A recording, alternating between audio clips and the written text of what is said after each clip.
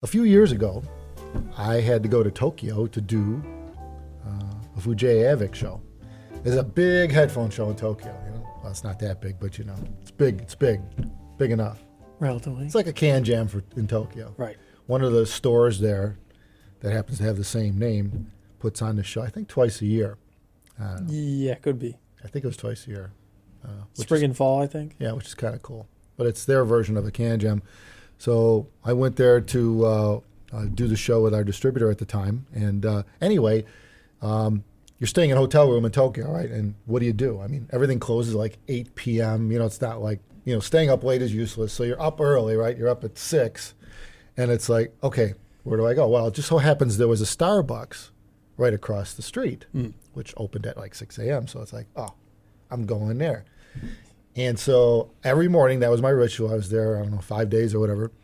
And every morning I'd go to Starbucks and I'd get a piece of green tea cake because I needed something for breakfast. There was nowhere else to go. There was a hotel and Starbucks, right, where I was for the show.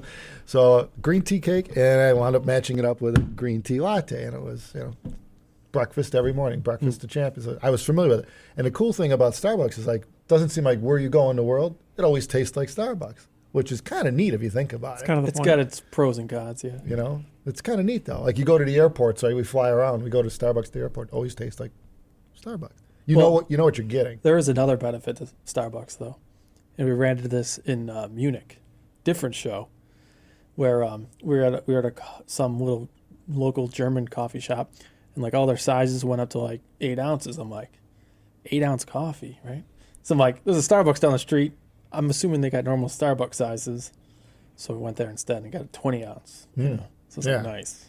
Yeah, they're not used to us Americans with, we're not like in Italy drinking sips of, what do you call it, espresso or France or whatever, where they do the espressos after a meal, Let's have 2 espressos. Now let's have a 20-ouncer. That's the way it rolls in the U.S., I guess. I don't know. I suppose there's other countries that are like that. Don't know. Maybe the Europeans are in less quantity, more quality. Well, they do that with like Coke too. They have like 8-ounce Coke bottles in Germany. So I'd be there in the morning, right? And it's early and blah, blah, blah. And there's people there already, and mostly younger generation, of course, because it's a Starbucks. And they had like an upstairs with seating area. And I look around and I'm sitting there, and I don't have headphones on because they're all at the show, right? I'm not bringing them with me.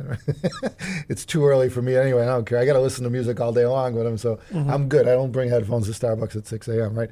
So I'm sitting there, and I noticed that all the people there, the youngsters, let's call them because they're younger than me, right?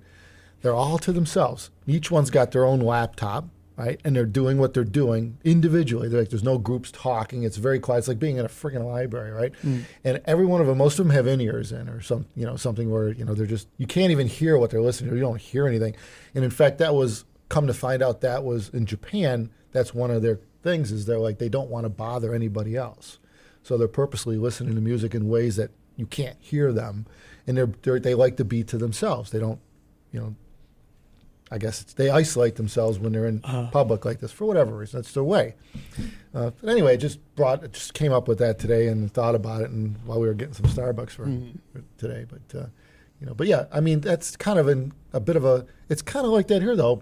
When you think about the coffee shops locally here, if the people aren't in a group talking to each other, they probably have earbuds in or, probably AirPods. Yeah, an Apple device or something like that. I mean that's the way it is, they're listening to music, drinking a beverage at the coffee shop, and reading emails.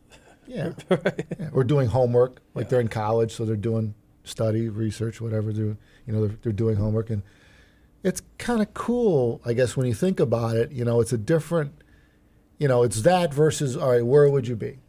Like if you weren't in the coffee shop, where else would you be? I mean, let's say you're in college. Like, where'd you hang when you went to UB? Where nobody else was. Yeah. Well, that's kind of the way it was in Japan. They're like to themselves. Right. Well, it depends on what your motivations are, what you're trying to get done. And sometimes there's a reason why you want to be in a group. Sometimes there's a reason why you want to be in the middle of nowhere. Yeah, it's true. And I think the location of the coffee shop probably has a big impact on what the motivation is for people to be there. It's if you go to like the city over here, Buffalo, and you go to a coffee shop there, a lot of times you'll find that people are in a coffee shop there during normal business hours, especially to get away from work. Yeah. And then, yeah, they typically want to be alone. But sometimes on weekends, that's not the case. Really depends on the time of day, the location, and things like that. Yeah, I suppose also there's probably a lot of, people like couples that go there just to either meet or hang out or, just spend an hour and get a beverage of a non-alcoholic nature, during the day. Yeah. But no, UB would have both options because, like, in the library, you'd have, like, big tables where people would do, like, group projects. But then they'd also have little cubicles where you could be individual. Close the door, you're in your own little world, do whatever, Well, I know I've heard of people like they wear headphones. It's kind of like it's not only because you want to be to yourself, but you're also signaling to others, right? That I want to be by myself. I have these on. I'm not. I can't hear you. Type situation. Depends on where you are, though. Yeah, well, in New York City, that doesn't work. Yeah, well, right. Where it really happens a lot is, like, grocery stores, right?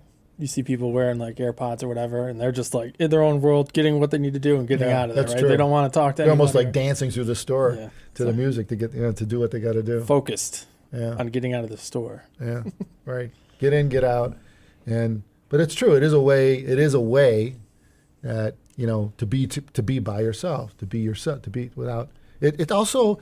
The music also masks the outside environment or noise too. Oh, yeah. I mean, you can adjust the volume accordingly, but if it's louder out there, you turn the volume up, and that loudness goes away. And you mentioned New York City. It's like that's part of it if you think about it, especially with There's a lot of things happening sometimes. Yeah. So if you combine music with noise cancellation, that's a win-win in areas like that. Or if you're on a train, Yeah.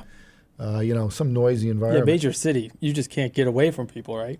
Yeah. So if you're going to be in amongst people and noise and cars, you can I remember. get in your own little world. Who was it? Was it Michael that sent us a dB meter Yeah. showing Oh, the yeah. the trains in China were approaching 120 dB. They were in the teens of noise, sitting on a train, whatever the hell this train is. I don't know what it's doing to create that kind of noise, right? Moving. Yeah, it's one of those fast bullet train things over there, I guess. Yeah, I mean that's nuts. You'd go deaf sitting in the train. You have to have earplugs yeah. or noise cancellation just to survive your ears to survive the ride in a train. And so I would assume unless you're already deaf, that's a necessity. You don't get in the train without wearing something that somehow could noise canceling headphones wipe out 115 No. dB? Well, they don't. But isn't that Yeah. using pressure to kill pressure type thing? Yeah, obviously you have mechanical attenuation. So it's but got it. So isn't it going to hurt anyway? It's not hearing protection. Yeah, right. No, it won't protect your hearing. So technically, you really need earplugs, and that's Yeah. even a best case scenario. I You mean, need 3M work tunes. yeah, you need to work too. Is that what Right. you need? Yeah. Yeah. And what are those good for? 26 or something. That's as good as you could do? Yeah. Yeah. When you think about They that, have better than that, but they get so bulky. They're Yeah. huge. Oh, specifically with, like, the gel pads or something, you said? Gel pads. Gel yeah. pads. Anyway, let's raise a toast to Starbucks. Thanks for Yeah. giving us beverages while we're here Yeah. and while we're away. Clink. And cheers, Please everyone. don't clink, but yeah. No, think. Cheers, everyone. Thank you for watching. Take care of yourselves. Thanks.